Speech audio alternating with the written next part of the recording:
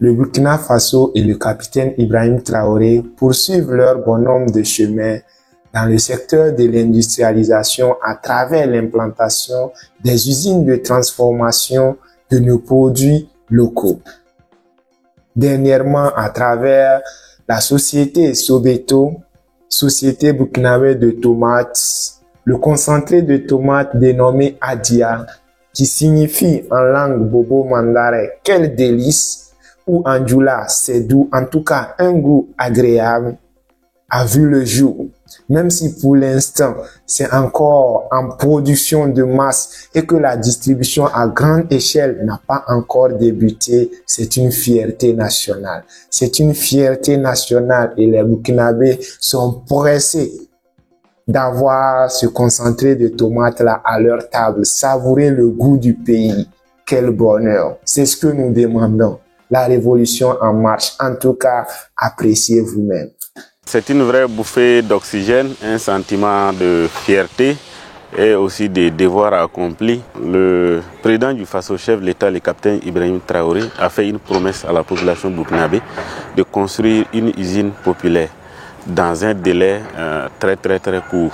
Et aujourd'hui, la promesse est tenue. Aujourd'hui, vous avez une usine du peuple qui est financée par le peuple. Les produits seront consommés par le peuple. Les consommateurs sont aussi des actionnaires. Donc nous appelons encore massivement. Ce n'est pas encore terminé en termes de souscription. Les gens ont encore la possibilité de venir envahir nos guichets, d'augmenter leur part sociale. Et puis ceux qui n'ont pas encore souscrit peuvent souscrire maintenant. À la suite de la Sobeto, la société Faso Tomate Sofato est également une réalité grâce à l'actionnariat populaire. L'usine, bâtie sur une superficie de 1 hectare, est située à Yako dans la province du Passoré. Cette usine va sans doute contribuer à booster l'économie de la région du Nord. Stratégiquement ici, ça fait 100 emplois directs. Nous avons ce qu'on appelle les agents de tri. Et la majeure partie va sortir de ce village-là, c'est-à-dire un atout. Également, 70% de la matière première nationale, surtout dans un rayon de 200 km. Et quand vous regardez à côté, il y a un barrage, le barrage de feu Oumarou Kanazé, où il y a beaucoup de maraîchers autour de ce barrage-là. Et c'est ceux qui sont là-bas, c'est ce qu'on va appeler les emplois indirects.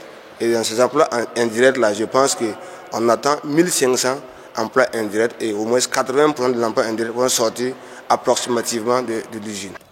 La Sobeto et la Sofato sont les 2 premières usines de tomates qui ont vu le jour grâce à la politique de transformation locale enclenchée par le président du Faso dans sa vision du développement endogène par l'actionnariat populaire.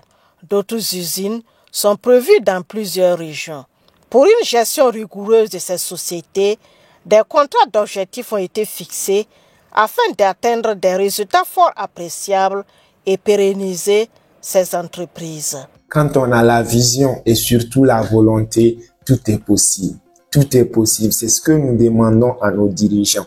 Et dans ce cas-là, qu'est-ce qui a été fait? D'abord, l'État a octroyé un budget, un fonds d'investissement pour l'agriculture. Donc, il y a un fonds destiné aux agriculteurs. Maintenant, les cultivateurs, les producteurs de tomates sont réunis en association. Maintenant, la Sobeto, qui est la société de transformation, l'usine de transformation, signe un contrat avec les producteurs de tomates, un contrat d'achat. Un contrat qui stipule que j'achèterai vos productions. Donc, une histoire de rassurer les producteurs qu'ils auront un acheteur quelle que soit la production qu'ils vont faire, parce que les producteurs se plaignent que s'ils font une grande quantité, ils ont souvent des pertes parce que quand il n'y a pas d'acheteur, les tomates pourrissent ou ils vendent à vil prix. Maintenant, la Sobeto leur promet que j'achèterai toutes vos productions. Alors, à travers le contrat de la Sobeto, les producteurs ont la latitude d'aller faire le prêt, donc d'aller acquérir les investissements dans ce fonds alloué par l'État. Ainsi donc, ils pourront agrandir leur production et à la fin, tout le monde est gagnant. Voici un peu la stratégie, la méthode mise en place. En tout cas, rien que la volonté et la vision, comme je l'ai dit, ça peut déjà faire beaucoup. Ça peut vraiment déjà faire beaucoup. Et actuellement, même si ça n'a pas encore commencé à être vendu à l'échelle nationale, la production est en cours et ça va être pour bientôt. Ça va être vraiment pour bientôt. Et mis à part la Sobeto, il y a l'autre usine aussi qui a été mise en place pour la tomate. L'usine de transformation des pâtes alimentaires. Bref, les usines se succèdent.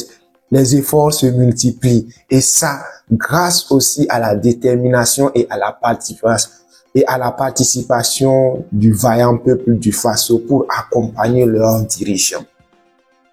On dit, quand la tête est malade, le corps souffre. Mais quand la tête va bien, le corps aussi se porte bien. Et là, le Burkina Faso, que ce soit le peuple ou les dirigeants, ils ont compris et ils avancent vers la même direction, dans la même vision.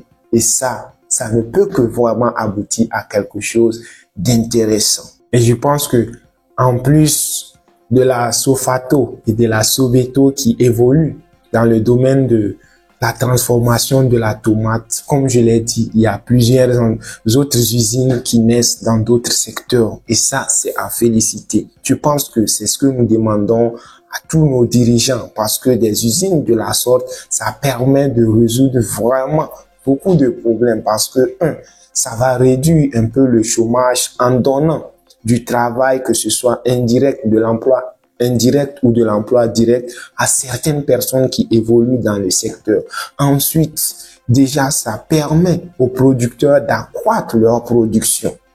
De 2 et de 3, ça permet de booster l'économie.